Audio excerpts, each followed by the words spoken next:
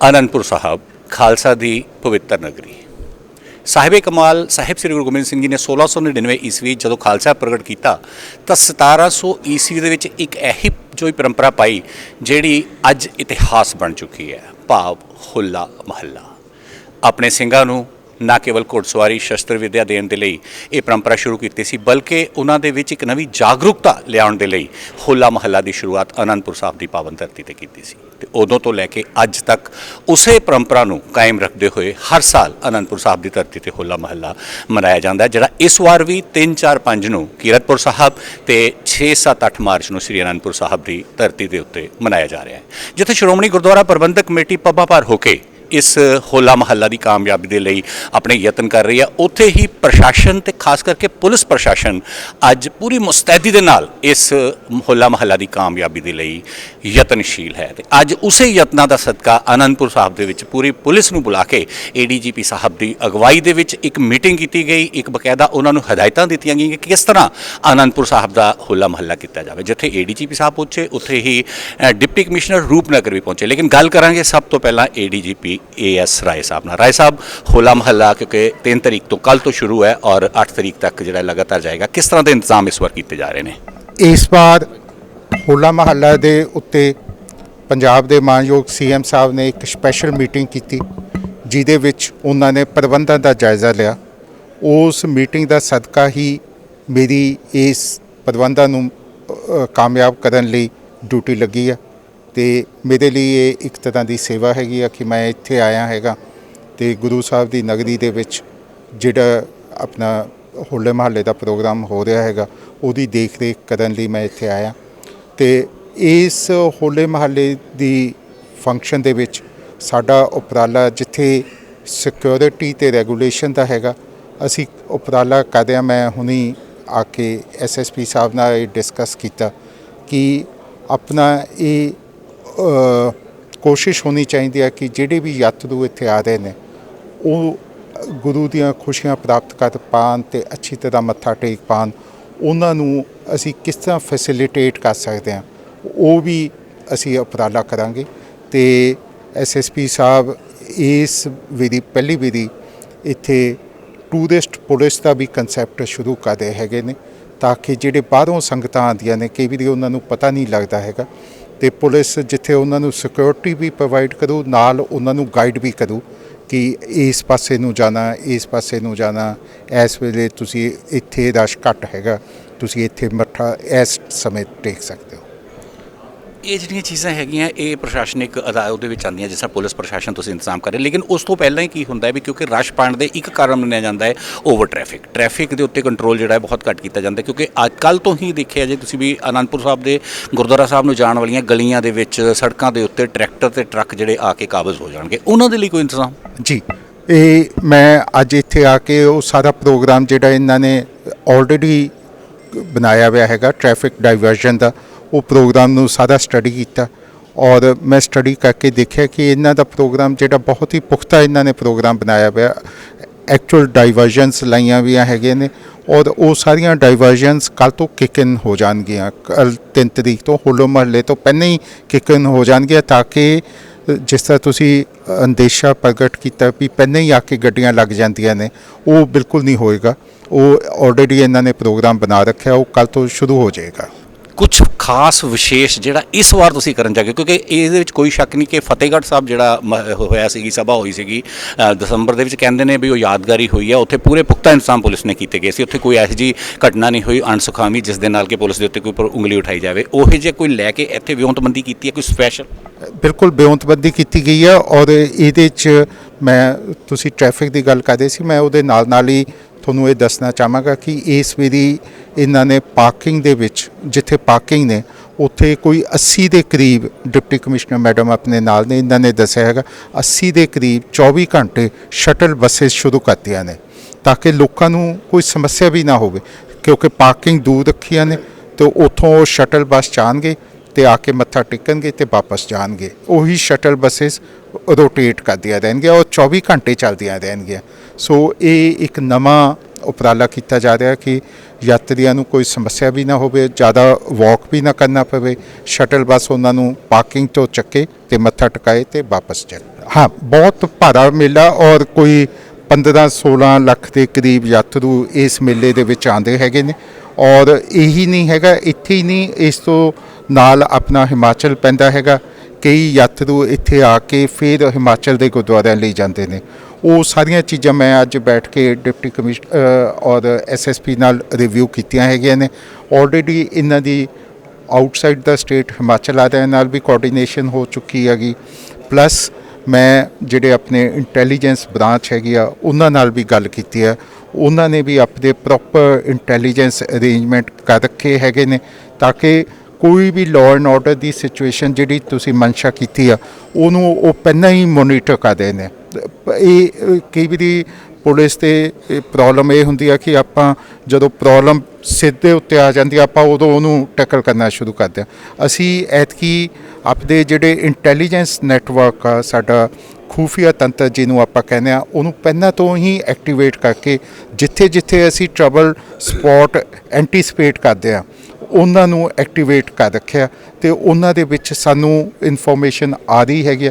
ਜਿੱਥੇ ਕਿਤੇ ਵੀ ਸਾਨੂੰ ਲੱਗੇਗਾ ਕਿ ਇਹ ਜਿਹੜੀ ਪ੍ਰੋਬਲਮ ਆ ਇਹ ਕੋਈ ਗੰਭੀਰ ਰੂਪ ਧਾਰਨ ਕਰ ਰਹੀ ਆ, ਅਸੀਂ ਉਹਨੂੰ ਉੱਥੇ ਇਨ ਦਾ ਬਾਡੀ ਉਹਨੂੰ ਸਟਾਪ ਕਰ ਦਾਂਗੇ। ਉਹਦੇ ਵਿੱਚ ਹੀ ਹੈ ਜੀ, ਜਿਸ ਤਰ੍ਹਾਂ ਹੁਣ ਆਈ ਘਰ ਰਿਹਾ ਵੀ ਅੰਮ੍ਰਿਤਪਾਲ ਸਿੰਘ ਇੱਥੇ ਅਨੰਦਪੁਰ ਸਾਹਿਬ ਆਉਣਗੇ ਤੇ ਅਗਰ ਉਹ ਕੁਝ ਅਜਿਹੀ ਹਰਕਤ ਕਰਦੇ ਆ ਜਿਹਦਾ ਸ਼ਿਵ ਸੈਨਾ ਕਹਿ ਰਹੀ ਹੈ ਵੀ ਅਸੀਂ ਡਟ ਕੇ ਵਿਰੋਧ ਕਰਾਂਗੇ ਵੀ ਹਾਲਾਤ ਖਰਾਬ ਹੋ ਸਕਦੇ ਆ। ਨਹੀਂ, ਦੇਖੋ ਮੈਂ ਕਿਸੇ ਇੱਕ ਇੰਡੀਵਿਜੂਅਲ ਤੇ ਇੱਕ ਇੰਸਟੀਟਿਊਸ਼ਨ ਦੀ ਗੱਲ ਨਹੀਂ ਕਰ ਰਿਹਾ।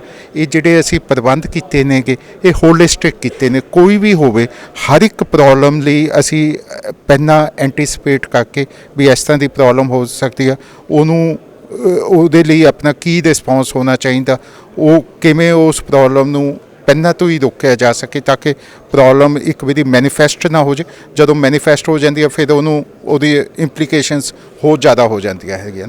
ਉਹ ਅਸੀਂ ਬਹੁਤ ਬਹੁਤ ਧੰਨਵਾਦ ਏਡੀਜੀਪੀ ਸਾਹਿਬ। ਹੁਣ ਇੱਕ ਸੋਨੀ ਸਾਹਿਬ ਇੱਕ ਚੀਜ਼ ਪੁੱਛਣੀ, ਕਿੰਨੇ ਸੈਕਟਰਾਂ ਦੇ ਵਿੱਚ ਵੰਡਿਆ ਗਿਆ ਮੇਲੇ ਨੂੰ, ਕਿਸ ਤਰ੍ਹਾਂ ਇਹ ਮੌਕ ਕੀਤਾ, ਕਿਹੜਾ ਆਫਿਸਰ ਉੱਤੇ ਡਿਪਿਊਟ ਕੀਤਾ? ਇਹ ਟੋਟਲ ਮਿਲਾ ਕੇ 11 ਸੈਕਟਰਸ ਦੇ ਵਿੱਚ ਸਿਰਫ ਅਨੰਦਪੁਰ ਸਾਹਿਬ ਦਾ ਜਿਹੜਾ ਏਰੀਆ ਹੈਗਾ ਉਹਨੂੰ ਡਿਵਾਈਡ ਕੀਤਾ ਗਿਆ ਤੇ ਇਸ ਤੋਂ ਇਲਾਵਾ ਕੀਰਤਪੁਰ ਸਾਹਿਬ ਜਿਹੜੇ ਹੈਗੇ ਵੱਖਰੇ 2 ਸੈਕਟਰਸ ਬਣੇ ਹੋਏ ਨੇ।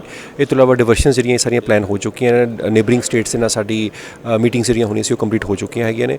ਫੋਰਸ ਡਿਪਲੋਇਮੈਂਟ ਸਾਡੀ ਜਿਹੜੀ ਜਿਵੇਂ ਤੁਸੀਂ ਦੇਖ ਹੀ ਰਹੇ ਹੋ, ਅੱਜ ਸਾਰੇ ਅਫਸਰ ਸਾਹਿਬਾਨ ਆ ਚੁੱਕੇ ਹੈਗੇ ਨੇ। ਸਿਵਲ ਤੇ ਅੱਜ ਪੁਲਿਸ ਦੀ ਜੁਆਇੰਟ ਬਰੀਫਿੰਗ ਹੈਗੀ ਹੈ ਤੇ ਕੱਲ ਸਵੇਰ ਤੋਂ ਡਿਊਟੀ ਜਿਹੜੀ ਉਹ ਸ਼ੁਰੂ ਹੋ ਜਾਏਗੀ।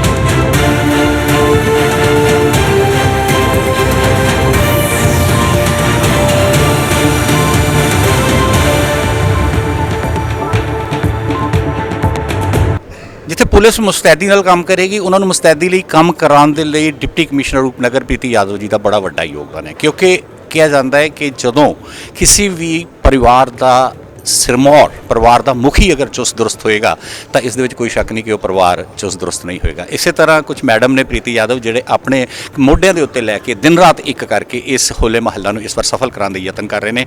ਗੱਲ ਉਹਨਾਂ ਨਾਲ ਕਰਾਂਗੇ ਪ੍ਰਸ਼ਾਸਨਿਕ ਜਿਹੜੀ ਹੈ ਉਹ ਕਿਸ ਤਰ੍ਹਾਂ ਦੀ ਮੁਸਤੈਦੀ ਹੈ, ਕਿਸ ਤਰ੍ਹਾਂ ਦੀਆਂ ਕਾਰਵਾਈਆਂ ਨੇ ਜਿਹੜੀਆਂ ਇਸ ਵਾਰ ਤੁਸੀਂ ਕਰਾ ਰਹੇ ਹੋ।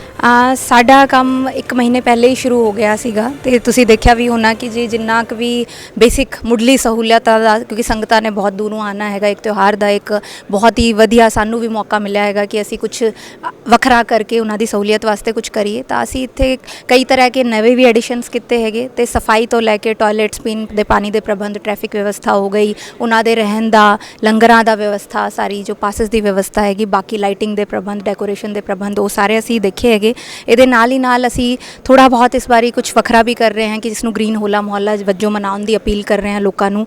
ਵੇਸਟ ਮੈਨੇਜਮੈਂਟ ਦੇ ਅਸੀਂ ਵੱਖਰੇ ਉਪਰਾਲੇ ਕੀਤੇ ਹੈਗੇ ਕਿ ਨਾਲ ਹੀ ਨਾਲ, ਕਿਉਂਕਿ ਦੇਖਦੇ ਹਾਂ ਕਿ ਜੀ ਮੇਲਾ ਲੰਘ ਜਾਂਦਾ ਹੈ ਤੇ ਕੂੜੇ ਦੇ ਢੇਰ ਇਕੱਠੇ ਹੋ ਜਾਂਦੇ ਹੈਗੇ, ਤਾਂ ਥੋੜ੍ਹੀ ਜਿਹੀ ਸਾਡੀ ਕੋਸ਼ਿਸ਼ ਰਹੂਗੀ ਕਿ ਜੀ ਮੇਲੇ ਦੇ ਨਾਲ ਅਸੀਂ ਜ਼ੀਰੋ ਵੇਸਟ ਐਂਡ ਤੱਕ ਆਂਦੇ ਸਾਰਾ ਉਹਦਾ ਉਹ ਕਰੀਏ। ਇਸ ਦੇ ਨਾਲ ਅਸੀਂ ਕਿਉਂਕਿ ਨੈਟਵਰਕਿੰਗ ਦਾ ਬਹੁਤ ਇਸ਼ੂ ਹੁੰਦਾ ਹੈਗਾ ਤੇ ਇਨਫੋਰਮੇਸ਼ਨ ਸੈਂਟਰ ਸਥਾਪਿਤ ਕੀਤੇ ਹੈਗੇ ਕਿ ਤੁਸੀਂ ਉੱਥੇ ਪੈਂਫਲੇਟਸ ਹੈਗੇ ਕਿ ਇੱਥੇ ਕੀ ਚੱਲ ਰਿਹਾ ਹੈਗਾ, ਤੁਸੀਂ ਇਨਫੋਰਮੇਸ਼ਨ ਲੈ ਸਕਦੇ ਹੋ। ਉਹਦੇ 'ਚ ਸਾਰੇ ਵੈਨਿਊਜ਼ ਹੋਣਗੇ। ਕਿਸੇ ਦਾ ਲੋਸਟ ਐਂਡ ਫਾਊਂਡ ਹੈਗਾ, ਅਸੀਂ ਵੈਬਸਾਈਟ ਤੇ ਵੀ ਪਾ ਰਹੇ ਹਾਂ ਲੋਸਟ ਐਂਡ ਫਾਊਂਡ, ਕਿਉਂਕਿ ਬਹੁਤ ਹੀ ਲੋਸ ਅਗਰ ਕਿਸੇ ਦਾ ਹੁੰਦਾ ਹੈ, ਕਿਸੇ ਦਾ ਬੱਚਾ ਰਹਿ ਜਾਂਦਾ ਹੈ ਤਾਂ ਇੱਕ ਪੈਨਿਕ ਜਿਹਾ ਦਾ ਮਾਹੌਲ ਹੋ ਜਾਂਦਾ ਹੈ। ਤਾਂ ਉਹਦੇ ਵਾਸਤੇ ਸਕਰੀਨਸ ਤੇ ਵੱਖਰਾ ਮੈਕੈਨਿਜ਼ਮ ਅਸੀਂ ਕੀਤਾ ਹੈਗਾ।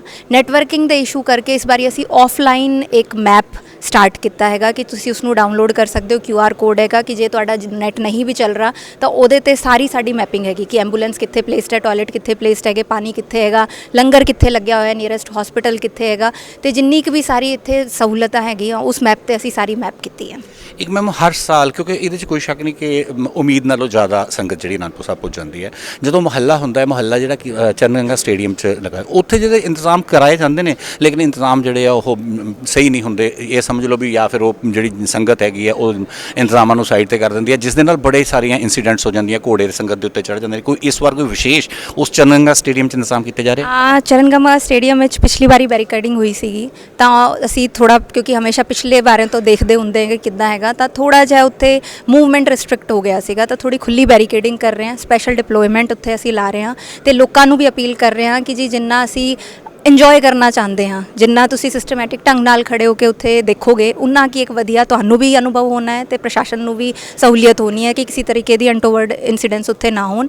ਤਾਂ ਸਾਡੇ ਪ੍ਰਬੰਧ ਪੁਖਤਾ ਹੈਗੇ ਤੇ ਸਾਡੀ ਇਹੀ ਕੋਸ਼ਿਸ਼ ਰਹੂਗੀ, ਚਾਹੇ ਜਿੰਨੀ ਵੀ ਸੰਗਤ ਆਣ, ਸਾਰਿਆਂ ਨੂੰ ਬੇਨਤੀ ਹੈਗੀ ਕਿ ਜੀ ਤੁਸੀਂ ਇੱਥੇ ਬਹੁਤ ਹੀ ਸਾਨੂੰ ਮੌਕਾ ਦਿੱਤਾ ਹੈਗਾ ਕਿ ਅਸੀਂ ਤੁਹਾਡੀ ਸੇਵਾ ਕਰ ਰਹੇ ਹਾਂ, ਤਾਂ ਨਾਲ ਹੀ ਨਾਲ ਤੁਸੀਂ ਵੀ ਇੱਥੋਂ ਕੁਝ ਵਧੀਆ ਅਨੁਭਵ ਲੈ ਕੇ ਜਾਓ। ਕਹਿੰਦੇ ਵੈਸੇ ਤਾਂ ਲੋਕਾਂ ਦੀ ਹੋਲੀ, ਅਨੰਦਪੁਰ ਵਾਲਿਆਂ ਦਾ ਹੋਲਾ ਮਨਾਇਆ ਜਾਂਦਾ ਇੱਥੇ, ਲੇਕਿਨ ਹੋਲੇ ਦੇ ਉੱਤੇ ਅਨੰਦਪੁਰ ਸਾਹਿਬ ਵਾਲਿਆਂ ਦੀ ਤਾਂ ਨਾ ਹੋਲੀ ਰਹਿੰਦੀ ਨਾ ਹੋਲਾ ਰਹਿੰਦਾ। ਜਿਹੜੇ ਰੰਗ ਖੇਡਣ ਦੇ ਉੱਤੇ ਅਨੰਦਪੁਰ ਸਾਹਿਬ ਵਾਲਿਆਂ ਨੇ ਕੋਈ ਬੈਨ ਲਗਾ ਦਿੱਤਾ ਜਾਂਦਾ।